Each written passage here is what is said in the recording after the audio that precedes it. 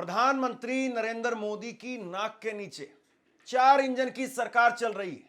ऊपर प्रधानमंत्री हैं, बीजेपी के हैं, नीचे मुख्यमंत्री हैं रेखा गुप्ता, बीजेपी की हैं, और नीचे विधायक हैं, फिर पार्षद हैं। लेकिन इस बीच में दिल्ली के अंदर 12 अलग अलग वार्ड में उपचुनाव हुए थे। एमसीडी के, नगर निगम के उपचुनाव हुए थे, और इन नगर निगम के उपचुनाव में बीजेपी को झटका लगा है। जबकि सारे सातों के सातों सांसद बीजेपी के हैं।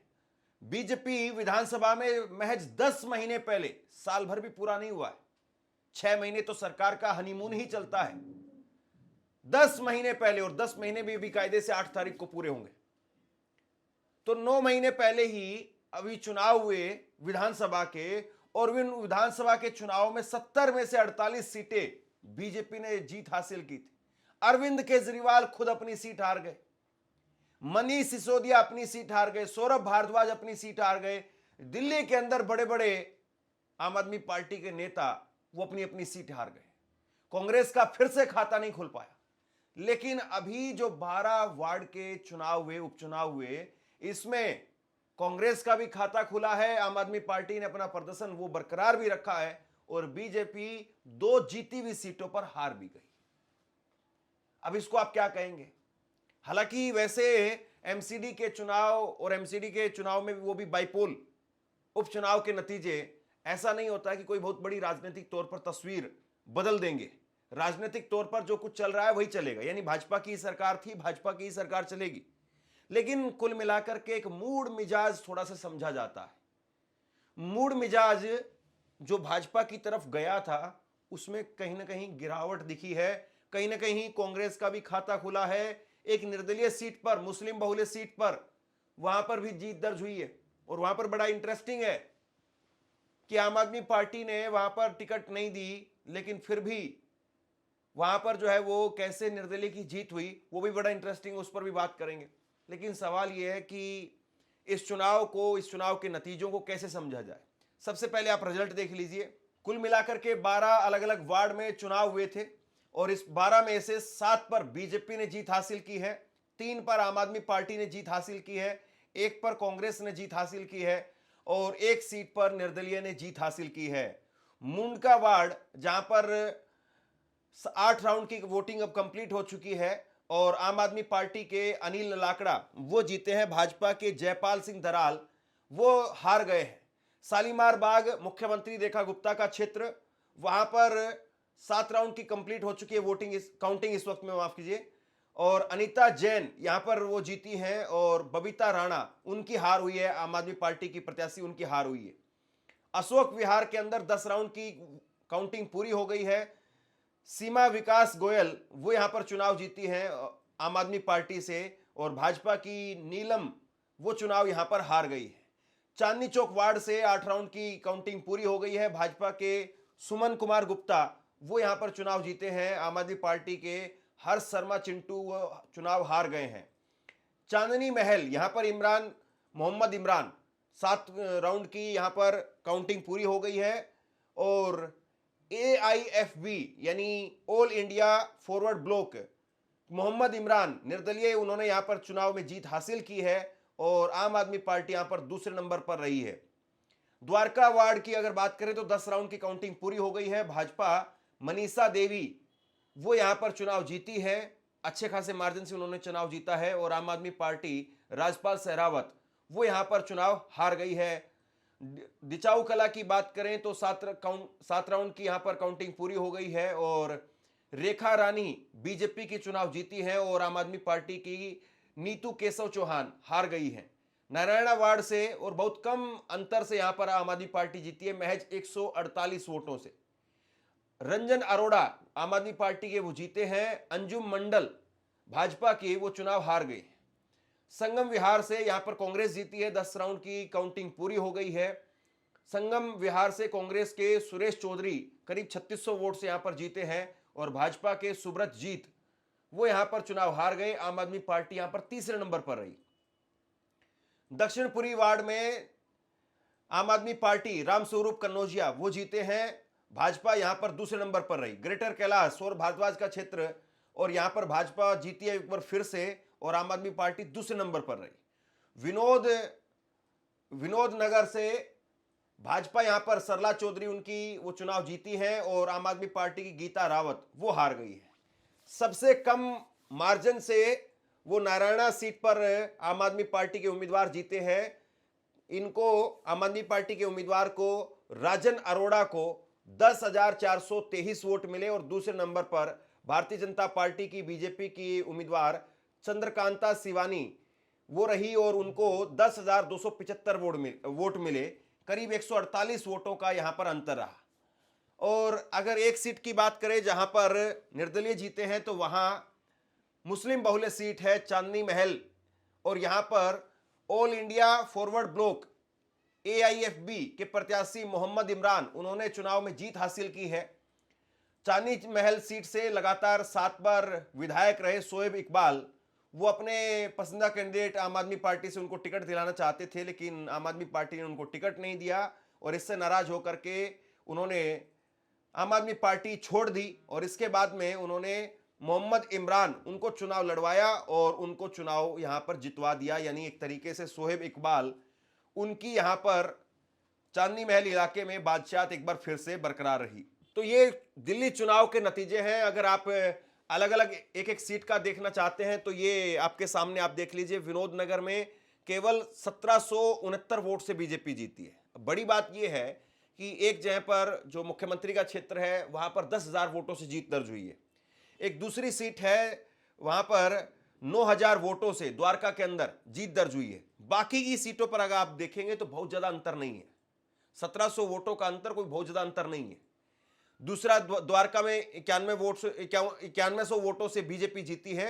लेकिन तीसरे पर आप देखिए बीजेपी जीती है अशोक विहार में, लेकिन महज 405 वोटों से यहां पर जीती है, सिर्फ 405 वोटों से। ग्रेटर कैलाश में बीजेपी जीती है 4165 वोटों से, यहां पर बीजेपी जीती है। और इसी इलाके से आम आदमी पार्टी के एक विधायक रहे और इस बार वो हार गए थे। वो अपनी पत्नी के लिए टिकट मांग रहे थे, वो फिर बीजेपी में चले गए, लेकिन उसके बावजूद बीजेपी यहां पर 4100 वोटों से ही जीत पाई है। दिचाऊ कला के अंदर 5600 वोटों से ही बीजेपी यहां पर जीत पाई। फिर चांदनी महल में 4592 वोटों से मोहम्मद इमरान जबरदस्त जो है वो आप ये कह सकते हैं कि निर्दलीय के तौर पर इतनी बड़ी जीत 4500 वोट 4,500 वोटों से यहां पर जीते हैं। मुंडका में अनिल वो यहां पर जीते हैं और 1577 वोटों से यहां पर जीत दर्ज हुई है। ये मुंडका का जो इलाका है ये परवेश वर्मा का इलाका है। परवेश वर्मा खुद जो है वो मंत्री हैं, लेकिन उसके बावजूद उनके इलाके में बीजेपी यहां पर हार गई है और वहां पर विधायक बीजेपी के ही विधायक हैं। इसके बाद संगम विहार में सुरेश चौधरी वो कांग्रेस पार्टी के जीते हैं। कांग्रेस के पहले 8 पार्षद थे, अब एक और जीत गए हैं, 9 हो गए हैं। या इन्होंने 3628 वोटों से जीत दर्ज की है। इसके बाद में शालीमार बाग में 10,000 वोटों से बीजेपी यहां पर जीती है, अनीता जैन वो जीती हैं। दक्षिणपुरी में आम आदमी पार्टी जीती है 2262 वोटों से जीती है और चांदनी चौक में बीजेपी 1182 वोटों से जीती है। यानी देखिए 2 सीटें बीजेपी हार गई और फिर उसके बाद में 2 सीटें ऐसी हैं जहां पर 3 सीटें जहां पर 1000-1200 के अंतर से ही बीजेपी जीत पाई है। एक सीट पर 400 के वोटों से केवल बीजेपी जीत पाई है। कोई बहुत बढ़िया स्थिति बीजेपी के लिए नहीं है। यानी आप देखें तो कुल मिलाकर के यह है कि 12 में से 3 सीटें बीजेपी यहां पर हार गई है। 3 नहीं बल्कि 5 सीटें, क्योंकि 7 सीटें ही बीजेपी को मिली है, तो 5 सीटें जो है वो बीजेपी यहां पर हार गई है और 3-4 सीटें ऐसी हैं जहां पर बीजेपी बहुत क्लोज फाइट से जीत पाई है। यानी तकरीबन आप ये देखिए कि आधा आधा मिजाज यहां पर दिखाई दे रहा है। यह बहुत बड़ी बात है दिल्ली के लिए कि यहां पर प्रदूषण का एक बहुत बड़ा मुद्दा है, लेकिन दूसरी बात यह है कि सरकार बनने के बाद में भी कोई बहुत उस तरीके से जोश उत्साह दिखाई नहीं देता है। महिलाओं को पैसा देने की बात कही थी, वो भी अभी ठंडे बस्ते में है कि 2500 रुपए आएंगे, वो सारी बातें भी अभी ठंडे बस्ते में है। कोई बहुत बड़ा उत्साह दिखाई नहीं दे रहा है और ये चुनाव के नतीजे अपने आप में इस पर मोहर भी लगा रहे हैं। अब इसके बाद में सबसे बड़ी बात यह है कि चुनाव से ठीक पहले, वोटिंग से ठीक पहले एक वीडियो भी वायरल हुआ। कांग्रेस की प्रवक्ता है रागिनी नायक, कांग्रेस ने भी इसको ट्वीट किया था। उन्होंने बताया कि एक ही आदमी के 92 जगह पर वोट थे। देखिए जरा, कांग्रेस की प्रवक्ता रागिनी नायक, उन्होंने एक ट्वीट किया था कि 12 वार्ड में उपचुनाव हो रहे हैं और वजीरपुर विधानसभा के वार्ड नंबर 65 में ये मतदान केंद्र 7 की वोटर लिस्ट है। उन्होंने खुद से वोटर लिस्ट दिखाई, आगे वीडियो आपको दिखा रहा हूं। एक ही व्यक्ति की 92 जगह पर जो है वो तस्वीर ली गई है। एक ही व्यक्ति की 92 वोटर्स के लिए तस्वीर उपयोग की गई है। कहीं पर उस व्यक्ति का नाम है राम दुलारे, कहीं पर है राम अंगारे, कहीं पर है बेचनी देवी। कहीं 90 साल उम्र है, कहीं 87 साल उम्र है, कहीं 67 साल उम्र है। नमस्कार साथियों, कल दिल्ली में 12 वार्ड यानी कि नगर निगम की 12 सीटों पर उपचुनाव है और ये हमारी वजीरपुर विधानसभा के मतदान केंद्र संख्या 7 की वोटर लिस्ट है। और इसमें कमाल की बात यह है कि एक ही व्यक्ति की फोटो 92 बार इस्तेमाल की गई है एक ही पोलिंग बूथ पे। यानी कि राहुल जी जो वोट चोरी की बात करते हैं वो केवल लोकसभा चुनाव तक सीमित नहीं है, वो केवल विधानसभा चुनाव तक सीमित नहीं है। अब उसको आप निगम में भी देखिए क्या धांधली चल रही है। ये एक व्यक्ति की फोटो है जिसका नाम लिखा है राम दुलारे, उम्र लिखी है 87 साल। फिर वही व्यक्ति आ जाता है, उसका नाम है राम आगरे, उम्र है 24 साल। फिर वही व्यक्ति आ जाता है थोड़ी देर बाद, अब इसका नाम है बेचनी देवी, उम्र है 90 साल। देखते जाइए, कमाल देखते जाइए। अब यहां पर नाम है कैलाश, उम्र है 49 साल। फिर नाम आ गया है तिलक राज, 49 साल। दुधनाथू 92 साल और निर्भाप 98 साल। इस तरीके से ये जितना ये हमने पिंक मार्क किया हुआ है, आखिरी तक 92 बार 304 से लेकर 582 नंबर तक 92 बार ये व्यक्ति आया है। देखिए, फिर से देखें हम। अब यहाँ पर नाम है हौसला, 70 साल। उसी के नीचे देखिए राम पलट, 62 साल। फिर देखिए सुरेश चंद, 55 साल। राजेंद्र 48 साल। तो जवान भी है, बूढ़ा भी है, पुरुष भी है, स्त्री भी है। वही आदमी बार बार लिस्ट में आ रहा है। तो किस स्तर पर भारतीय जनता पार्टी धांधली, फरेब, पाखंड से, वोट चोरी से, वोटर लिस्ट कैप्चरिंग से चुनाव जीतने की रणनीति बना रही है और जीत रही है, ये इस बात से साफ हो जाता है। शर्म आनी चाहिए। इसीलिए राहुल गांधी जी का जो नारा है वोट चोर गद्दी छोड़, वो पूरी तरह से सच है, सार्थक है। और इस फ्रॉडगिरी के खिलाफ, इस धोखेबाजी के खिलाफ, इस धांधली के खिलाफ पूरे देश को एकजुट होना चाहिए। जय हिंद। आपसे कुछ कहना चाहता हूं। आज के वक्त में पत्रकारिता करना कितना मुश्किल काम है, लेकिन अगर ऐसे में भी कोई आपकी खबर दिखा रहा है, कोई आपके मुद्दे पर बात कर रहा है, तो आपको भी उसका साथ देना चाहिए। अगर आपको लगता है कि मेरी पत्रकारिता सही है, मैं आपके लिए आपकी खबर वो दिखा रहा हूं, तो ऐसे में आप मेरा सहयोग कीजिए। आप इस वीडियो को जब लाइक करेंगे तो लाइक के साथ में ही एक थैंक्स का बटन आपको दिखाई देगा। उस थैंक्स के बटन पर आप क्लिक कीजिए और जो भी सहयोग राशि दे सकते हैं वो दीजिए। दूसरा, आप चैनल को ज्वाइन कर सकते हैं और चैनल को ज्वाइन करके भी मुझे मदद कर सकते हैं। अब ये अपने आप में बहुत इंटरेस्टिंग है कि छोटे से चुनाव में इतनी सारी धांधलियां या इतनी सारी गड़बड़ियां वो कैसे हो रही। रेखा गुप्ता, मुख्यमंत्री दिल्ली बीजेपी की नेता, वो कहती हैं कि दिल्ली नगर निगम उपचुनाव में भारतीय जनता पार्टी को अपना अमूल्य आशीर्वाद प्रदान करने हेतु दिल्ली के नागरिकों का हृदयपूर्वक आभार है। यह विजय हमारे कर्मठ कार्यकर्ताओं के अथक परिश्रम, समर्पण और संगठन की सामूहिक शक्ति का सशक्त प्रमाण है। उपचुनाव में विजयी सभी भाजपा उम्मीदवारों को हार्दिक शुभकामनाएं। दिल्ली के विकास के प्रति हमारी सरकार प्रतिबद्ध है और नॉन स्टॉप काम कर रही है। देखिए, पहला चुनाव था रेखा गुप्ता के नेतृत्व में और पहले ही चुनाव में कोई प्लस वो नहीं कर पाई, माइनस हुआ है। अब बीजेपी इसको कह रही है नहीं 46% वोट हमें मिले हैं। भैया, नंबर आपके पास में नहीं है। 12 में से 5 सीटों पर आप चुनाव हार गए हैं, 7 पर ही जीत पाए हैं। तो नंबर तो साफ तौर पर बता रहे हैं। 2 सीटें जो आपकी जीती हुई थी वो भी आप हार गए हैं। अरविंद केजरीवाल ने ट्वीट करके कहा कि नगर निगम में इस बार आम आदमी पार्टी ने अपने समर्पित कार्यकर्ताओं को चुनावी मैदान में उतारा और दिल्ली की जनता ने अपने जनादेश से यह साफ कर दिया कि दिल्ली का जन समर्थन लगातार आपकी तरफ मजबूत हो रहा है। सिर्फ 10 महीनों में ही जनता का विश्वास एक बार फिर से तेजी से आम आदमी पार्टी की ओर लौट रहा है।